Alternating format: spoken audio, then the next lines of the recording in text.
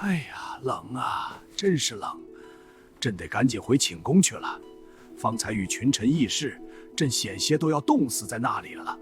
若是整个冬日都能只待在这狭小的火炕暖阁之中，那这寒冬也就没什么可怕的了。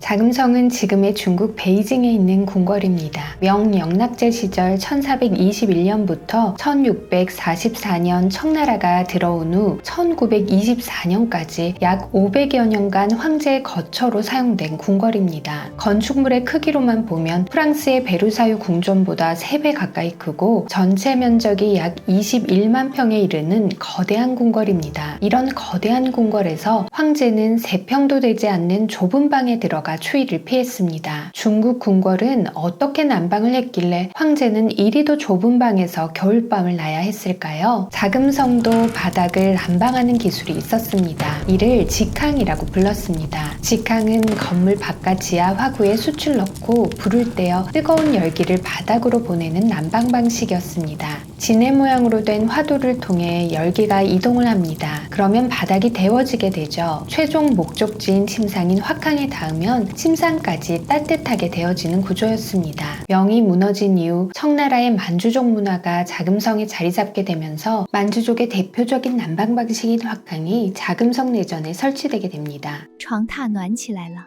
冬天没有比这更好的了。真不知道从前没有火炕是怎么过日子的。 그리고 화캉이에는 두꺼운 이불을 덮어두어 열을 보존했습니다. 자금성 내전의 창호는 명나라 시기까지는 기름을 먹인 고려지를 사용했습니다. 청나라 옹정제는 양심전 후친궁의 채광을 개선하기 위해 창문에 유리를 설치했습니다. 这玻璃窗虽亮堂，却冻得朕实在坐卧不安，简直无法居住。来人，重新糊上高丽纸。皇上放心，只要重新糊上高丽纸，这屋里定能暖和许多。 그리고 황제가 머무는 침전 사이즈를 작게 줄였습니다. 작은 침전은 적은 연료로 쉽게 데워질 수 있었습니다. 그리고 작은 침전을 꽉 채워 침상을 두었고 침상 주위를 나무로 둘러 열을 보존했습니다. 그렇다면 자금성에 사는 황제는 조선의 왕보다 따뜻하게 겨울을 났을까요? 冷，真是冷死了！今儿个怎么这般冻人？今日的朝议就速速结束吧。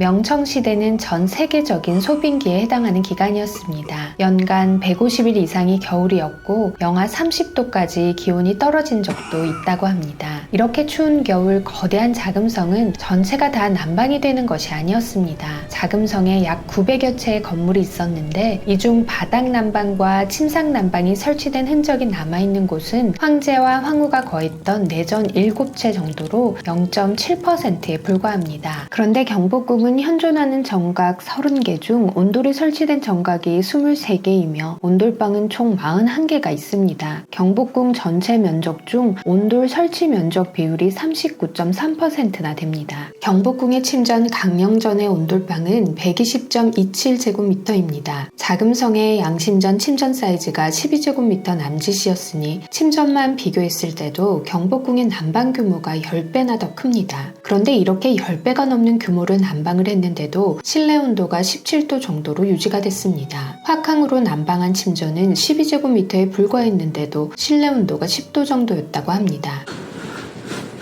本宫今晚要去哪张床上？这样搬来搬去的，又冷又累。小主难道不知，圣意历来是密不可宣的吗？ 자금성의 침전 건청궁에는 옹기방으로 불리는 9칸의 침실이 있었습니다. 그리고 그 9칸의 방 안에 침상이 각각 3개씩 총 27개가 놓여 있었습니다. 왜 이렇게 많은 침상을 둔 것일까요?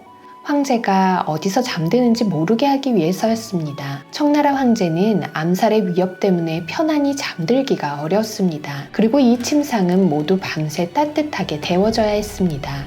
你这一路到这儿，可曾受了风寒？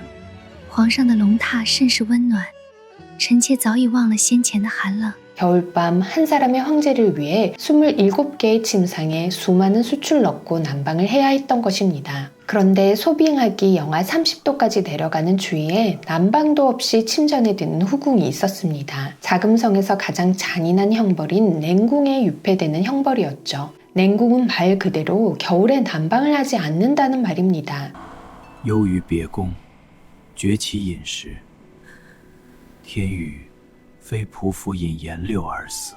세계에서 가장 큰 궁궐 72만 제곱미터. 그러나 겨울에 황제가 머물렀던 온기가 가득한 공간은 12제곱미터에 불과했습니다. 그리고 그 12제곱미터의 따뜻한 온기는 오직 황제와 일부 황실 사람들만 누리는 온기였습니다. 조선별차였습니다.